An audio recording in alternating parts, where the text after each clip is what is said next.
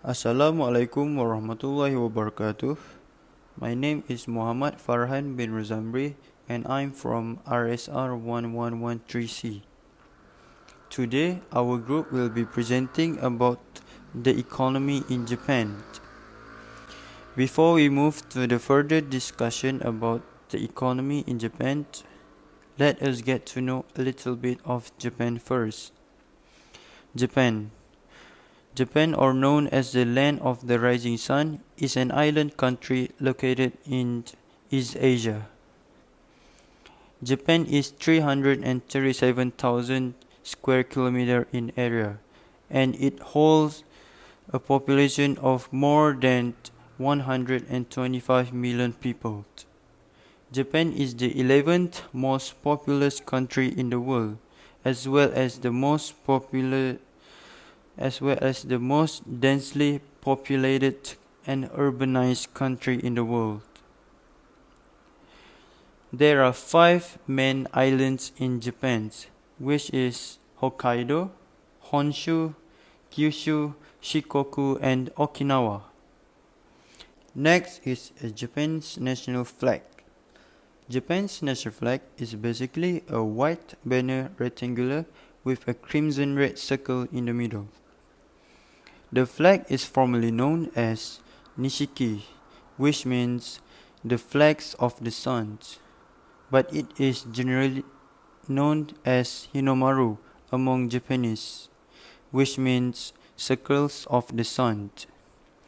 The flag is the embodiment of the country's nicknames, which is the land of the rising sun.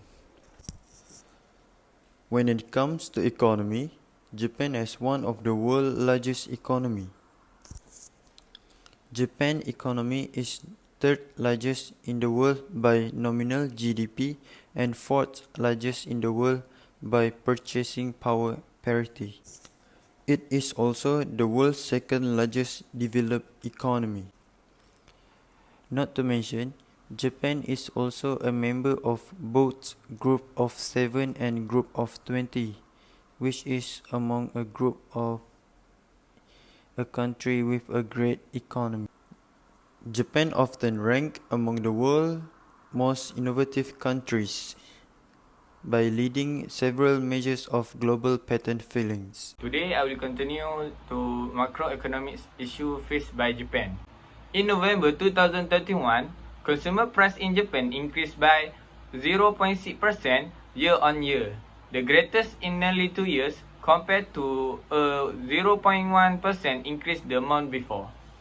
In November, core consumer price, which include fresh food, rose 0.5% year-on-year, exceeding market prediction of 0.4%, but still falling short of central bank's 2% target. Consumer price gained 0.3% on a monthly basis in November, following a 0.3% fall for the month before. For your information, in 2031, Japan not have issue about inflation. For the next issue is deflation.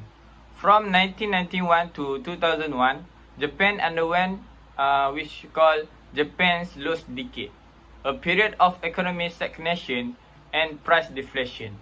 While the Japanese economy grew up of this period, it did so at a far slower rate than other developed countries.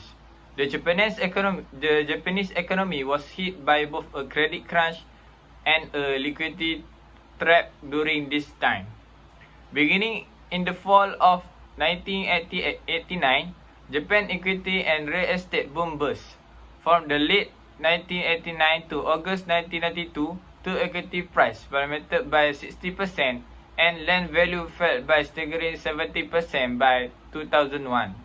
As a result, the Japanese economy grew at the rate of only 1.40% per year from 1991 to 2003, significantly behind that of the other industrialist nations.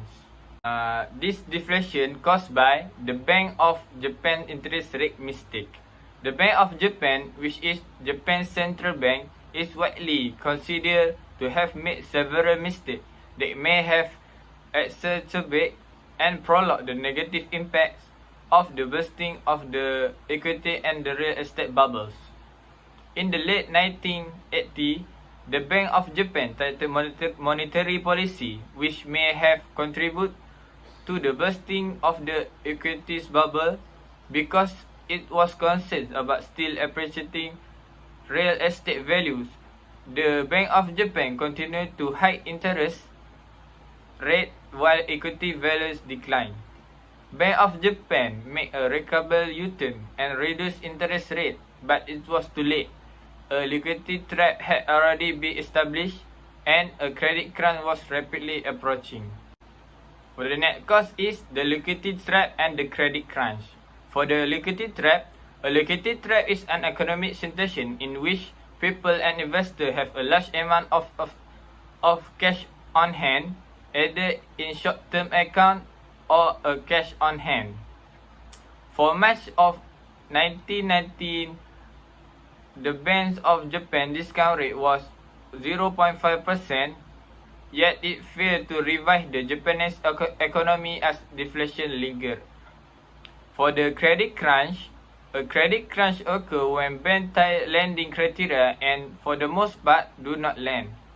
For a variety of the reasons, financial institutions may refuse to lend. The reasons are need to hold onto reserves to repair bank balance sheets and suffering loss, which happened to Japanese banks that had invested heavily in real estate and less risk-taking. A credit crunch is conducive to deflation in the same way that a liquidity trap is conducive to deflation because banks are unwilling to lend. For the conclusion of deflation causes many problems because when asset price fall, household and investor hold cash sign their cash will be worth more tomorrow than it is today. As a result, a liquidity trap may develop when asset price drop. So does the value of collateral backing loans, resulting in bank loss. Bank limit lending when they lose money, which can lead to a credit crunch. Assalamualaikum warahmatullahi wabarakatuh. Now I will present about the unemployment in Japan. The unemployment rate in Japan is one of the most respectable and valuable in the world, as the number is decreasing due to more job opportunities either in government or private sector. It was caused by the swiftly aging population, which means fewer workers and a wage increase to match the faster inflation. As in the economic theory of the unemployment rate, the percentage of the jobless labor force is near to the floor indicator based on chart and graph. Here I include the statistic of unemployment rate from 1999 to 2020. Japan has remained stable throughout the pandemic and has barely budged in the unemployment rate. The percentage of the unemployment rate from 2019 to 2020 keeps increasing, but not as much as expected due to the pandemic that is happening currently and affecting the whole world. Unlike the United States and China, Japan has avoided a devastating spike in coronavirus, allowing it to keep more of its economy open. The number of citizens entering the workforce has been steadily climbing, although the prime working population has decreased for 61 consecutive months. Japan is at full employment of its labor force. Most of the companies and organizations in Japan are more likely to prioritize their employees' interests over those of shareholders, focusing on sustainability over their business rather than maximizing growth. When it comes to the economic benefactor, Japan is one of the leading countries of its unemployment rate, which is lower than other major industrial and emerging countries. This demonstrates that Japan is a good country that is dedicated to resolving any issue. That's all from me. Thank you. Assalamualaikum warahmatullahi wabarakatuh. My name is Muhammad Fauzan bin Farid. My student number is 2020619408. And today I will presenting about how to solve deflation and inflation for Japan economy. Inflation in Japan is not as worse as deflation. So we're gonna talk about how to solve deflation in Japan economy. There are two types of policy tools that can solve deflation problem in Japan economy, which is monetary and fiscal policy. First, we're gonna talk about monetary policy first. First is open market operation. Central bank purchase treasury assets on the open market and provide the seller with freshly produced money in exchange. This expand the money supply for all over the market. Next is lowering target interest. The Bank of Japan (BOJ) has the ability to cut the target interest rate on short-term funds provided to and among the financial sectors. Next is negative interest rate. BOJ can setting a negative nominal interest rate is another unusual tool for them to solve the deflation problem that happens in the economy. Next is fiscal policy. Fiscal policy. First, fiscal policy can solve deflation, which is increase government spending. The government can step in as a last resort spender in the aim of keeping output and jobs continuing. Next, cutting tax rates. When governments lower taxes, more money stays in the pockets of firms and their employees, who will experience a wealth impact and spend money that was previously set aside for taxes. And for the last one, for fiscal policy, is the bottom line. While counting deflation is more difficult than combating inflation, governments and central banks have a variety of measures at their disposal to boost demand and growth. And that's all for me. Thank you. Assalamualaikum warahmatullahi wabarakatuh. My name is Muhammad Haziq Haikal bin Normat. Number matrix 2020891342 from class RSR 1113C. And now I will present how Japan can face any issues of unemployment. As referred to above, it is clear that the average rate obtained by Japan is below 5% at 2.97%. Comparable unemployment of Japan and other countries shows the numbers of totally unemployed flowing from the official employment statistic in Japan and other countries. How Japan can face any issues of unemployment? It is because Japan's unemployment performance is caused not just by statistical variance, but also by labor market characteristics, also as known as long-term job attachment and nominal and real wage flexibility. First, long-term job attachment. What is long-term job attachment?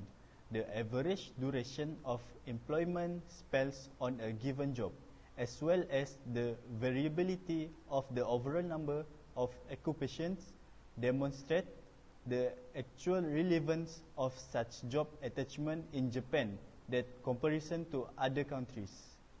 About half of the Japanese workforce has worked in their current position for more than 10 years, whereas the majority of workers in two other countries have worked for less than 5 years.